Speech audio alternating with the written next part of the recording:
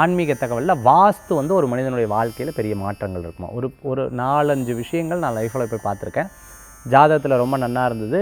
அதில் சின்ன சின்ன தசாபுத்தி சூக்ஷமங்கள் இருந்தாலும் அவங்களுக்கு ஜாதக கட்டத்தில் ரொம்ப ஸ்ட்ராங்கான பிளானட் தான் வேலை செஞ்சுது. பட் நான் அவங்க ஃபேமிலியில் இருக்கக்கூடிய ப்ராப்ளம் நான் வந்து பார்க்கும்பொழுது கரெக்டாக பார்த்திங்கன்னா வீடு சம்மந்தமான பிரச்சனை. அப்போது இது என்னடா அது வீடு சம்மந்தமான பிரச்சனை, யார் பேரில் சார் வீடு இருக்குது அப்படின்னு பார்க்கும்போது என் மனைவி பேரில் இருக்குது. கரெக்டாக இவருக்கு அத்தனை பிரச்சனைகளும் இவளுக்கு வந்துட்டுருக்கு பிஸ்னஸ் ரீதியாக. ஆனால் ஜாதக கட்டத்தில் தெரியல. அப்புறம் மனைவி ஜாதகத்தை பார்த்து இந்த வீட்டில் வாஸ்து பார்க்கும்போது தான் தெரிஞ்சு இவ்வளோ பிரச்சனைகள் அதில் இருக்குதுன்னு. Point number 1. 2வது பெங்களூர் போய் ஒரு வீடு பார்க்குறேன்.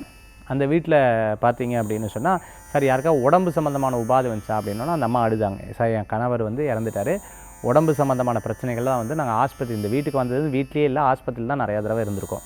ஒரு வாரத்தில் இருந்தால் திருப்பி தூக்கிட்டு போயிடுவோம் சார். திருப்பி வீட்லேயே வச்சு நர்ஸு வச்சு அவங்களுக்கு எப்போ பார்த்தாலும் ட்ரிப் சேர்த்து இந்த மாதிரிலாம் பண்ணிட்டு இருந்தோம் சார். இந்த வீட்டில் வந்ததுலேருந்து இந்த ப்ராப்ளம் சார். 2வது பாயிண்ட்டு.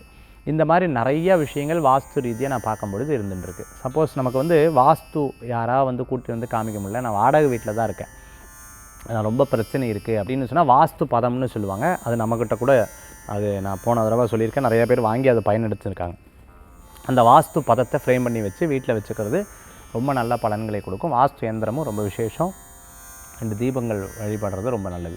அல்லது வாஸ்து நாட்கள் வரும் இல்லையா, அந்த வாஸ்து நாட்கள் அன்றைக்கி வாஸ்து புருஷருக்காக 2 தீபம் ஏற்றி வெத்தலைப்பாக்கு படம் பண்ணி வீட்டில் எங்கேன்னு ஒரு பக்கத்தில் லேசாக இப்படி தோண்டி உள்ளே அதில் போட்டு அது மூடிடணும். அதுதான் வாஸ்துவுக்கு உண்டான சாப்பாடுன்னு சொல்லுவாங்க.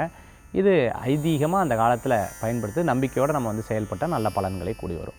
வாஸ்து புருஷருடைய விசேஷங்களை பற்றி நம்ம சொன்னால் வாஸ்து ரீதியாக இருக்கக்கூடிய வீடில் இருக்கக்கூடிய பிரச்சனை அது மனிதர்களுடைய தாக்குமா. எனக்கு நான் பார்த்த ஒரு 2-3 விஷயத்தை பற்றி சொன்னேன். ஏராளமான நிகழ்வுகள் வந்து இருந்துருக்கு. அதை பற்றி நம்ம நிகழ்ச்சிக்கு நேரம் பத்தாது.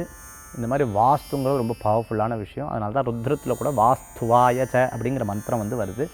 வீடு வாஸ்து ரீதியாக உங்களுக்கு எந்த திசை ரொம்ப நல்லது, வீட்டில் எப்படி இருக்கணும், அப்படி இல்லைனா அதை எப்படி சரி பண்ணிக்கணும், அதை முயற்சி பண்ணுங்கள், நல்ல பலன்கள் கூடி வரும். மீண்டும் சந்திப்போம். வேல்வேல் முருகா, வெற்றிவேல் முருகனுக்கு கரகரோகர். உங்கள் ஜோதிஷாச்சாரியர் துரை சாம்ராஜ் மகேஷ்.